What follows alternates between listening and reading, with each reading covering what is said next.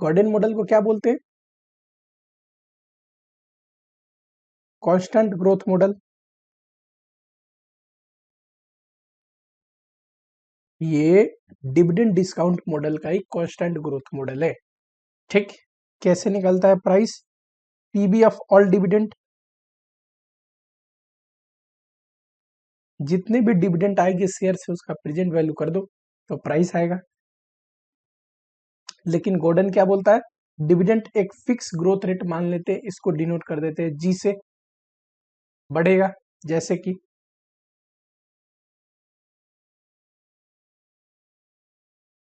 ठीक, पहले साल में डिविडेंड मान लो यहाँ पे अभी D0 है, मैं यहाँ खड़ा हूं, तो पहले साल के एंड में डिविडेंड D1, D1 को कैसे लिख सकते हैं? D01 प्लस जी। दूसरे साल का अंत का डिविडेंड D2 कैसे लिख सकते हैं? D01 plus g to the power 2। ठीक, थोड़ा सा ये बड़ा कर लो।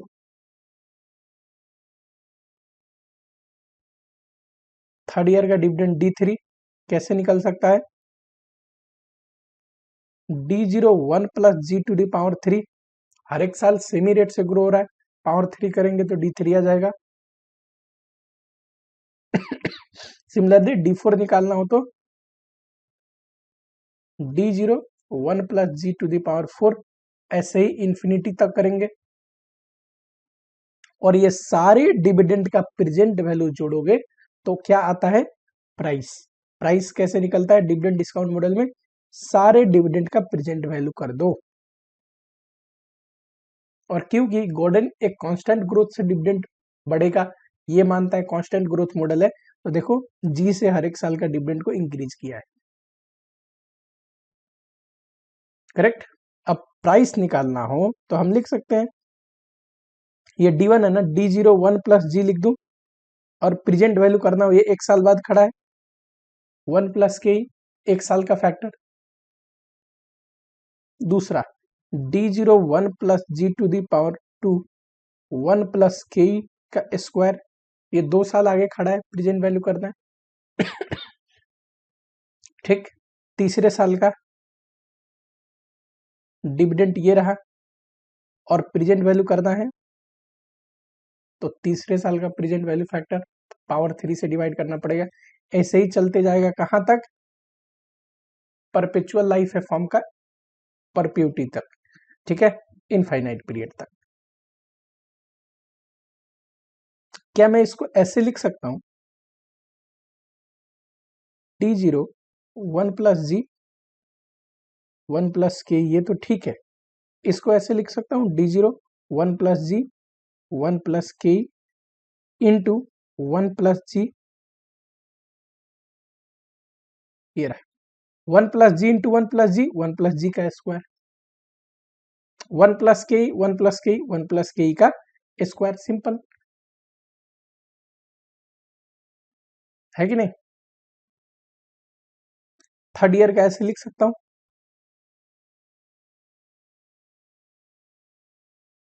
इंटू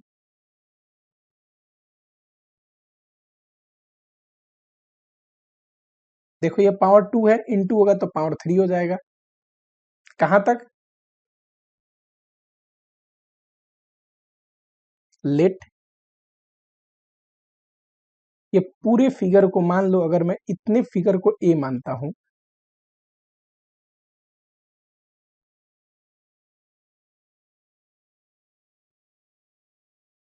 इसको मैंने ए मान लिया, और ये जो फिगर है इसको मैंने आर मान लिया,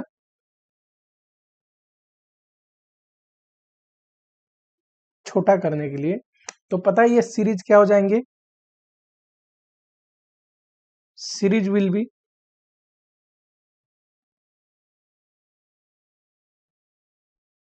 देखो ये तो ए हो गया, ए, ये बताओ ए इंटू आर, ए आर, ये बताओ ए इंटू आर का स्क्वायर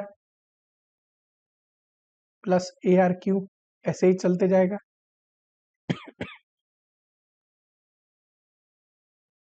देखो ये जो फॉर्म है ना, जिस फॉर्म में अब ये प्रेजेंट हो गया डेटा, एक कांस्टेंट है, फिर ए आर है, फिर ए आर स्क्वायर है, ए आर क्यू है, टिल बताओ परपेचुअल लाइफ है फॉर्म का, परपेचुअल पीरियड तक। ऐसे कोई डेटा अगर प्रेजेंट हो तो इसको बोलते हैं जियोमेट्रिक सीरीज। ये सारे डेटा का सम पता है क्या होता है? A divide by 1 minus r. It is geometric series. So इन सब का सम क्या होगा? इन सब का सम क्या होगा? ए डिवाइड बाई 1 माइनस आर होता है। अब वैल्यू पुट कर दो, प्रेजेंट वैल्यू, कोई प्राइस बोल रहे हैं ना इस सब का। बताओ ए क्या था? हमने ए माना था इसको,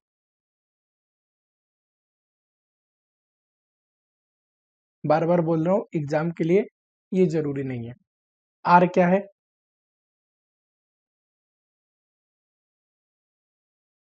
करेक्ट, ब्रेक करो।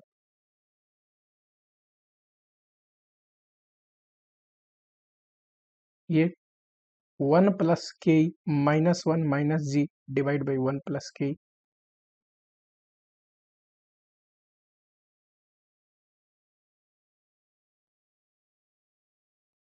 ये ऊपर जब जाएंगे तो ये इधर आ जाएगा और ये नीचे रहेगा के माइनस जी। ठीक, ये तो इससे कट जाएगा।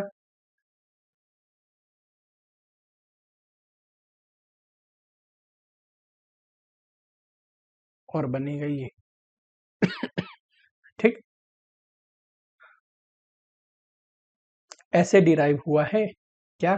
बताओ फटाफट से। गॉर्डन मॉडल का फॉर्मूला, गॉर्डन मॉडल क्या है? कांस्टेंट ग्रोथ मॉडल है, सारे डिविडेंड को जोड़ना है। डिविडेंड को मैंने डी जीरो के फॉर्म में लिख दिया। ठीक, और अंत में ये जो बन रहा है ना, इसको बोलते हैं, ये जिस फॉर्म में अरेंज है, जियोमेट्रिक सीरीज। ये अगर ए है और ये आर है तो किस फॉर्म में हो जाएगा? A r square, a r cube, और इन सब का सम होता है a divide by 1 minus r. Value put कर दिया, आ गया। ठीक, अब क्योंकि आप रेगुलर बैच पढ़ रहे हो तो ये डेरिवेशन में सिखा रहा हूँ।